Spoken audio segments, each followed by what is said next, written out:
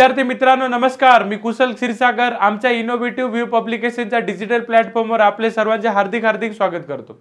मित्रांनो, मागील व्हिडिओमध्ये आपण लेसन क्रमांक 140.2 जे आपल्या हाताने वाइंडिंग प्रक्रिया जी होती ते शिकलो होतो आपण। आज आपल्याला लेसन क्रमांक 140.3 3 phase squirrel cage motor winding याची माहिती पाहिजे आहे। मित्रांनो, हा लेसन जेव्हा पूर्ण होईल तेव्हा आपणास डिस्ट्रीब्युटेड टाइप वाइंडिंग कॅल्क्युलेशन काय, सिंगल लेयर वाइंडिंग काय, सिंगल लेयर डिस्ट्रीब्युटेड वाइंडिंग काय, वाइंडिंग सिक्वेन्स काय, कॉइलची रचना काय, एंड कनेक्शन काय, कॉइल कनेक्शन काय, रिंग डायग्राम काय, डेव्हलप्ड वाइंडिंग डायग्राम काय, याची सर्व माहिती मिळणार आहे। चला तर मग सुरू करूयात। मित्रांनो, पहिला जो पॉइंट आहे distributed type winding calculation. 3 phase motor मध्ये डिस्ट्रीब्युटेड टाइप वाइंडिंगचा सगळ्यात जास्त वापर केला जातो। डिस्ट्रीब्युटेड वाइंडिंग ही फार्मर वाउंड असल्याने यामध्ये सगळ्या कॉइलची साइज असेल, कॉइलची पिच असेल आणि आकार असेल तो सारखा असतो। स्लॉट मधील कॉइलची अशी रचना असते की ती एकावर एक पडली जाते। डिस्ट्रीब्युटेड वाइंडिंग ही सिंगल किंवा डबल लेयर असू पण शकते। सिंगल लेयर वाइंडिंग, मित्रांनो सिंगल लेयर वाइंडिंग मध्ये कॉइलची संख्या स्लॉटच्या संख्येच्या निम्मी असते। आता उदाहरणार्थ 12 जर स्लॉट असतील तर त्याला 12 भागिले 2 किती ते 6 कॉइल असतात। 24 असेल तर 12, 36 असेल तर 18, 36 स्लॉट 18 कॉइल, 24 स्लॉट 12 कॉइल। म्हणजे थोडक्यामध्ये एका स्लॉट मध्ये किती असतात, एक कॉइल साइड असेल। कळालं? आता जे single layer distributed winding calculation आहे ते कसं असते हे बघा। Distributed single layer winding data हा मर्यादित असेल। उदाहरणार्थ समजा 3 फेज 24 स्लॉट 12 कॉइल 4 पोल, मग त्याची grouping coil per phase. Coil per phase म्हणजे कसं, टोटल कॉइलची संख्या भागिले त्याच्या फेजची संख्या। आता समजा कॉइलची संख्या 12 असेल, आणि फेज किती सांगितले, 3 phase 3 phase 12/3 that is equals to 4 coil per phase असं लिहायचं, 4 कॉइल पर फेज। कळालं मित्रांनो? याला म्हणायचं ग्रुपिंग। मग आता आपण जेव्हा होल कॉइल कनेक्शन करिता करतो तेव्हा coil per phase per pole, एकूण कॉइलची संख्या भागिले फेजची संख्या गुणिले पोलची संख्या। आता मी काय केलं होतं, 12 भागिले 3 केलं होतं, बरोबर आहे। आता इथं काय करायचं, फक्त coil per phase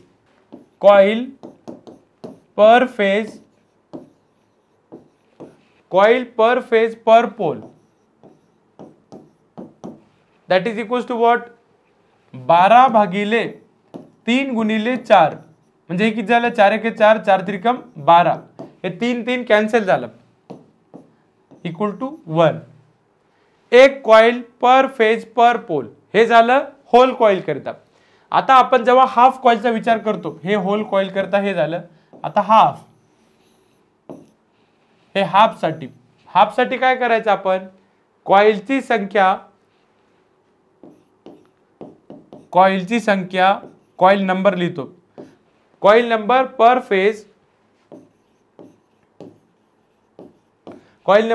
phase per pole pair, पोलची जोडी। मग हे कसं असेल, त्याचा एकूण जे कॉइलची संख्या असेल, एकूण कॉइलची संख्या घ्या, पर फेजची संख्या घ्या गुणिले पोलची जोडी घ्या, म्हणजे 12 भागिले 3 गुणिले 2 हे किती येते, 3 1 3 3 चौक 12, बे 1 बे 2 4, म्हणजे शेवटी कन्क्लुजन किती आलं, 2। किती आलं मित्रांनो, 2। म्हणजे 2 कॉइल पर फेज पर पोलची जोडी। कळालं? पिच मध्ये पण काय करायचं, पोल पिच काढायचे मला, तर पोल पिचचा फॉर्म्युला लिहून घ्या, पोल पिच इक्वल्स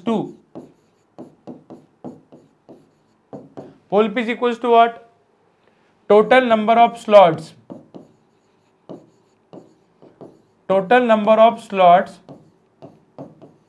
भागिले त्याचा नंबर ऑफ पोल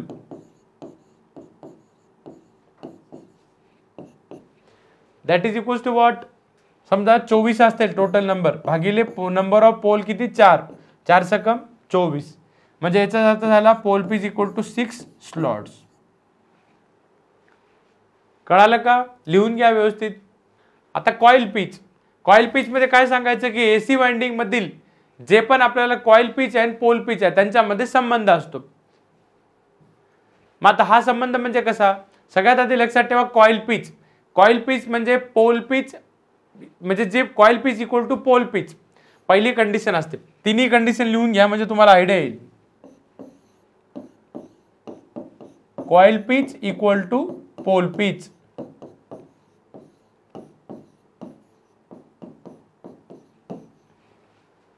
याच वाइंडिंगला आपण म्हणायचं फुल पिच वाइंडिंग. काय म्हणायचं याला, फुल पिच वाइंडिंग.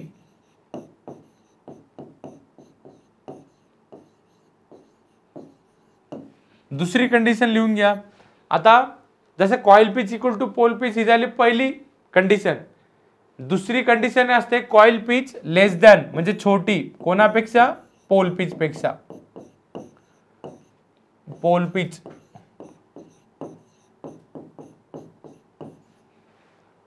याच वाइंडिंगला म्हणायचं, या वाइंडिंगला म्हणायचं pitch short corded winding.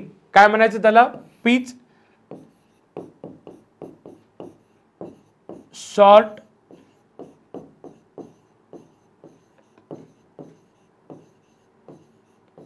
Winding. आणि तिसरी कंडिशन असते coil pitch greater than pole pitch.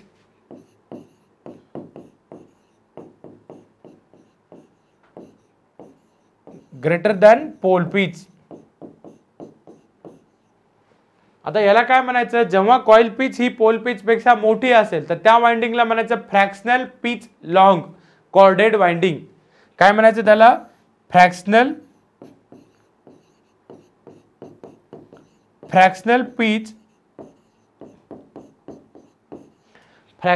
Pitch long. जसं इथं शॉर्ट कॉर्डेड म्हणलं होतं तसं इथं लॉंग कॉर्डेड वाइंडिंग. कळालं. हे तिन्ही कंडिशन लक्षात ठेवा, coil pitch equal to pole pitch, coil pitch less than pole pitch आणि coil pitch greater than pole pitch. आणि आता समजा जर वाइंडिंग डबल लेअर असेल तर आपल्याला काय करायचं, हे तिन्ही शक्य आहे. बट सिंगल लेअर डिस्ट्रीब्युटेड वाइंडिंगच्या कॉइल एक सोडून एक असे जर घातले गेले तर कॉइल पिच हा विषम संख्येत जातो. म्हणजे थोडक्यामध्ये काय, coil pitch equal to pole pitch म्हणजे 24/4 6 स्लॉट झाले. मग आता 6 ही संख्या कोणती आहे, सम आहे. आणि वाइंडिंग ही पण काय फुल पिच असू शकत नाही. म्हणून आपण काय करायचं, या फ्रॅक्शनल पिचला निवडायचं. कॉइल पिच 5 किंवा 7 पण घेऊ शकता. मग साधारणतः एसी वाइंडिंग हे फुल पिच किंवा शॉर्ट कॉर्डेड फ्रॅक्शनल पिच असते. आणि इथेच आपलं पिच 5 स्लॉट हा घेतलेला सुद्धा आहे. कॉइल थ्रो मध्ये काय सांगायचं की 5 कॉइल पिच करिता कॉइल थ्रो हा 1-6, 1 मधून 6 गेले किंवा 6 मधून 1 गेले, किती राहिले 5. आता इलेक्ट्रिकल डिग्री काय, total electrical degree equals to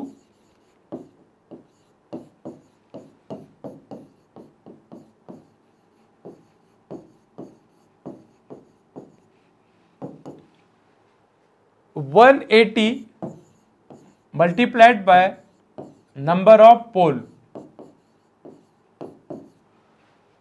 म्हणजे 2 पोल मधील अंतर किती आहे, 180. हे झालं पहिलं. ओके. दुसरं असते जे पण आपल्याला स्लॉटचे अंतर, डिस्टन्स बिटवीन स्लॉट्स, हे किती असेल, 180 multiplied by number of pole, 180 multiplied by number of poles, multiplied by नाही करायचं, आता डिवायडेड बाय करायचं.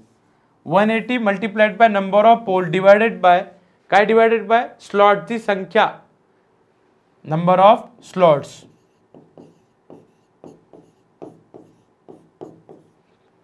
म्हणजे हे किती येणार, 180 गुणिले 4 भागिले किती करायचं, नंबर ऑफ स्लॉट्स किती 24 भागिले 24. या दोघांचा भागाकार केला तर किती येते, प्रत्येकाचा 30 डिग्री येते. किती डिग्री येते, 30. आता बघा फेज डिस्प्लेसमेंट, मी तर तुम्हाला मागे शिकवलं होतं RYB sequence. R is in phase with Y is in phase with B and the total distance covered by them is 360 degree. मग आता 3 फेज वाइंडिंग मधील जे डिस्प्लेसमेंट आहे ती किती पाहिजे आपल्याला 120 डिग्री 120 डिग्री आणि 120 डिग्री। मग आता स्लॉटच्या भाषेमध्ये जर फेज डिस्प्लेसमेंट कॅल्क्युलेट करा म्हणलं तर हे कसं असेल 120 डिग्री घ्यायचं भागिले इलेक्ट्रिकल डिग्री किती आलं आता आपलं स्लॉट मधील अंतर किती होतं 30 किती येते 0 0 कॅन्सल झाला 3 चौक 12 म्हणजे स्लॉट्स नंबर ऑफ स्लॉट्स किती घ्यायचे याच्यामध्ये 4। आता बघा वाइंडिंगचे सिक्वेन्स 3 फेज वाइंडिंग मध्ये एका फेजच्या सुरुवातीचे टोक आणि दुसऱ्या फेजच्या सुरुवातीचे टोक यामधील अंतर हे 120 इलेक्ट्रिकल डिग्री असते आणि म्हणून वाइंडिंगची रचना अशी करायची की जे पण आपला हा ए फेज आहे त्या ए फेजची सुरुवात पहिल्या स्लॉट पासून झालेली आहे, बी फेजची सुरुवात 1 + 120 डिग्री स्लॉट आणि सी फेजची सुरुवात जे पण आपल्याला 120 डिग्री + 120 डिग्री कळालं। मग आता याच उदाहरणामध्ये ए फेजची सुरुवात जर समजा स्लॉट ए पासून 1 पासून झालेली असेल आणि बी फेजची सुरुवात समजा 1 + 4 म्हणजे किती झाले 5 आणि सी फेजची सुरुवात समजा हे झालं 1 हे झालं 1 + 4 = 5 आणि हे किती घ्यायचं 1 + 4 + 4 4 आणि 4 8 आणि 1 9 यापासून झाली पाहिजे। कळालं मित्रांनो। कॉइलची रचना सिंगल लेअर वाइंडिंग मध्ये कॉइल एक सोडून एक स्लॉट मध्ये बसवला जातो म्हणजेच कॉइल एक ची एक कॉइल साइड मग स्लॉट क्रमांक 1 मध्ये जी की विषम संख्या आहे ती बसवली जाते आणि दुसरी कॉइल साइड त्याच्या समसंख्येच्या स्लॉट मध्ये बसवतात म्हणून कॉइल्स बसवण्याची सुरुवात स्लॉट नंबर 1 3 5 7 9 पासून झाली पाहिजे आणि जे समसंख्या आहे 2 4 6 8 हे स्लॉट नंबर कॉइलची दुसरी कॉइल साइड बसवण्यासाठी दिले पाहिजे। मग याच उदाहरणामध्ये दिल्याप्रमाणे स्लॉट मध्ये जे 12 कॉइल बसवायचे असतात पिच = 5 स्लॉट हे कसे घ्यायचे आता 5 स्लॉटचा हिशोब करायचा आपल्याला कसं करणार 1-6 3-8 बरोबर 5-10 घ्या त्याच्यानंतर 7-12 घ्या प्रत्येकाचा हिशोब 5 येते की नाही बघा 9-14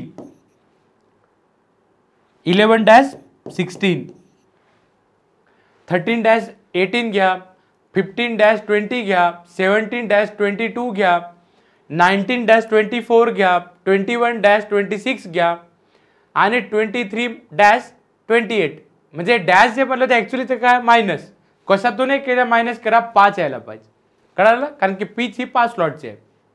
मित्रांनो आता एंड कनेक्शन ए फेज मध्ये बी फेज मध्ये आणि सी फेज मध्ये याच्यामध्ये काय आहे की सांगितल्याप्रमाणे कॉइलचे जे ग्रुपिंग करायचे असेल तर त्याच्यामध्ये एंड कनेक्शन हे एक होल कॉइल कनेक्शन असले पाहिजे। आता कॉइल कनेक्शन मध्ये काय सांगायचे की पूर्ण कॉइल कनेक्शन मध्ये कॉइल ग्रुपचे कनेक्शन हे फिनिश ते फिनिश आणि सबस्टार्ट ते स्टार्ट असे झाले पाहिजे।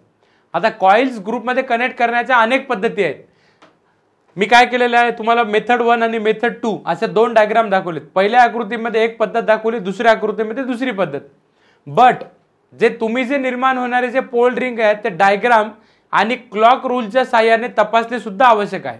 मग आता त्याची तुम्हाला प्रोसिजर सांगतो। सगळ्यात आधी रिंग डायग्राम एंड कनेक्शन तपासून पाहायचे पहिल्यांदा एंड कनेक्शन टेबल लिहायचा आणि क्लॉक रूल वापरून त्याच्या करंटची दिशा दाखवायची। मग जेव्हा वाइंडिंगला 3 फेज सप्लाय दिला जातो तेव्हा 2 फेजचा प्रवाह आत येत असेल तर तिसऱ्या फेजचा करंट बाहेर पडतो याची नोंद घ्या।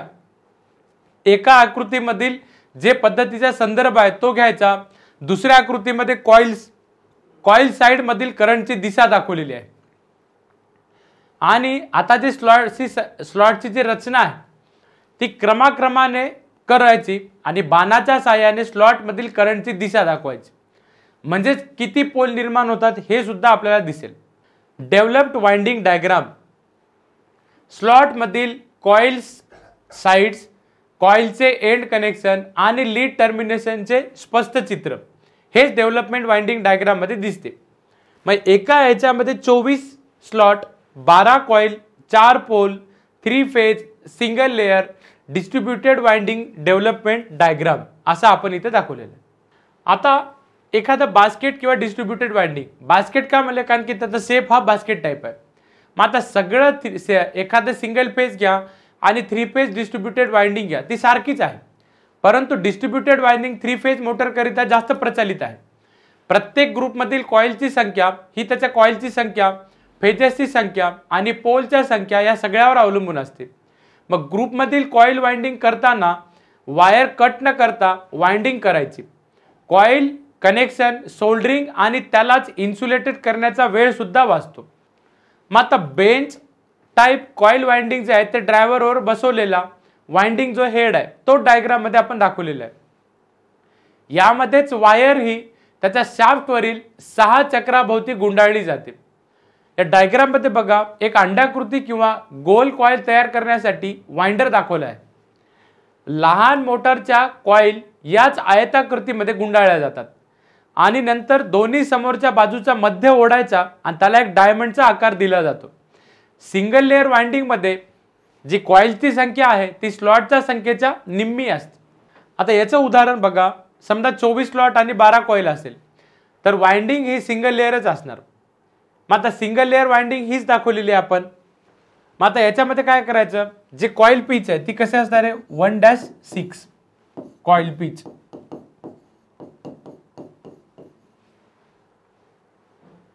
सिंगल लेअरची कॉइल जेव्हा बसवतो तेव्हा कॉइल साइड एक सोडून द्यायची आणि एक स्लॉट मध्ये घालायचा. त्याचं उदाहरण म्हणजे आपण समजा 48 स्लॉट घेतले, 24 कॉइल घेतल्या, 8 पोल आणि पिच 1 ते 6 यामध्ये असणारी मोटर घ्यायची. मग डायग्राम मध्ये single layer winding coil slot मध्ये कशी बसवायची तेच आपण दाखवलेलं आहे. आता या डायग्राम वरून तुम्हाला कळेल की जे पण आपल्याला एका स्लॉट गणिक एक कॉइल असते, पहिल्या कॉइलची साइड ही स्लॉट नंबर 1 मध्ये दिलेली आहे, बसवलेली आहे. मग साधारणतः कुठल्याही स्लॉटला नंबर 1 म्हणू शकतो आणि त्यावर खडू किंवा रंगाने खून करून घ्यायची. कॉइलची दुसरी साइड ही कोरवर सोडून द्यायची. याच कॉइलला थ्रो कॉइल असे म्हणतो आपण. मग सोडलेली कॉइल साइड ही उजव्या बाजूला किंवा जर कनेक्शनच्या बाजूने बघितले तर डाव्या बाजूला पडून राहील आणि हे सगळे त्याच्या मूळ वाइंडिंग प्रमाणे असेल. कॉइलचे 2 किंवा 3 ओव्हर हँगिंग टोके हे जवळपास 0.175 मिलीमीटर जाडीच्या कॉटन टेपने गुंडाळणे त्या स्लॉट मधील बसवलेल्या कॉइल दुसऱ्या कॉइल घालत असताना निघायच्या नाहीत, निघू नयेत यासाठीच आपण काय करायचं की कॉइल घातल्यानंतर फूटच्या साहाय्याने तात्पुरता वेज घालून ठेवून टाकायचं. मग सिंगल लेअर वाइंडिंग मध्ये कॉइल साइड एक सोडून एक स्लॉट मध्ये बसवलेली जाते. या डायग्राम मध्येच आपण कॉइल नंबर 1 ही स्लॉट नंबर 1 मध्ये बसवलेली आहे आणि दुसरी साइड त्याच्या स्टॅम्पिंगवर सोडलेली आहे. मग आता तीच खराब होऊ नये म्हणूनच आपण काय की कोर आणि कॉइल यामध्ये एका मोठ्या रुंदीचा लेदर रॉइड पेपर असा बसवलेला आहे. नंतर काय करायचे की कॉइल साइड बसवायची आणि सेपरेटरच्या साहाय्याने इन्सुलेशन पेपरच्या दोन्ही बाजू एकावर एक दुमडून घ्यायच्या, असं फोल्ड करून घ्यायच्या. त्यानंतर एक सेपरेटर पेपर घालायचा. मग फायबर असेल किंवा बांबूचा वेज कॉइल असेल त्याच्यावर बसवायचं. वेज स्लॉट लाइनर पेक्षा 3 ते 6 मिलीमीटर मोठी पाहिजे. या डायग्राम मध्ये त्याची कृती दाखवलेली आहे. यासाठी तात्पुरती वेज वाइंडिंगचे ग्राउंडिंग टेस्टिंग होईपर्यंत ठेवायचे. एकदा का टेस्ट पूर्ण झाली की त्याच्या कायम वेज बसवल्या जातात. दुसऱ्या टप्प्यामध्ये कॉइल 2 त्याची जी साइड स्लॉट आहे ती 47 मध्ये बसून टाकायची. कळालं आहे का तिथं? हे बघा इथं दुसऱ्या टप्प्याच्या कॉइल 2 ची म्हणलं, ठीक आहे. आणि स्लॉट 1 च्या बाजूचा स्लॉट म्हणजे 48 जो आहे तो मोकळा सोडायचा. कॉइल 3 ची डावी साइड स्लॉट नंबर 45 मध्ये बसवायचं आणि जी उजवी साइड आहे ते कोरवर सोडून टाकायची. डबल लेअर वाइंडिंग बसवणे मित्रांनो, यासाठी 24 स्लॉट, 24 कॉइल, 4 पोल, त्याच्यानंतर 1 ते 6 स्लॉट पिच, कॉइल पिच जे आहे ते 1 ते 12 कॉइल साइडच्या प्रमाणात असलेले 3 फेज मशीन आहेत. आता जर आपण कनेक्शनच्या दृष्टीने बघितलं तर जे बॉटमच्या कॉइलच्या डाव्या बाजूने तर टॉपच्या कॉइल उजव्या बाजूने दिसतात. कळालं? मग आता यानंतर काय करायचे की डेटाच्या साहाय्याने टर्मिनल बॉक्सला अनुसरून स्टेटरची कनेक्शनची बाजू ओळखून घ्यायची. मग डेव्हलप्ड डायग्राम आणि टेबल नंबर 1 चा संदर्भ जर घेतला, जर बॉटम साइड एक स्लॉट मध्ये बसवली तर त्याच कॉइलची दुसरी साइड जी की 12 असेल ती स्लॉट नंबर किती बसवायची 6 आणि टॉप कॉइल साइड म्हणून बसून टाकायचं. म्हणजेच काय केलं आपण की वाइंडिंगची सुरुवात करताना एका विशिष्ट कृतीचा वापर करायचा. आता हे डायग्राम तुम्हाला दिसत असेल. पहिल्यांदा काय करायचं, जी एस साइड आहे स्लॉट एस त्याच्यामध्ये कॉइल साइड बसून टाकायची आणि त्याचे दुसरे टोक त्या कोरवर सोडायचं. वाइंडिंग ठोकण्याकरिता योग्य फायबर फूट किंवा वेजेसचा उपयोग करायचा. याच कृतीमध्ये इन्सुलेशन खराब होऊ नये म्हणून काय करायचं, कोर आणि कॉइल त्याच्यामध्ये जाड लेदरॉइड पेपर ठेवून टाकायचा. ही डायग्राम पाहायची.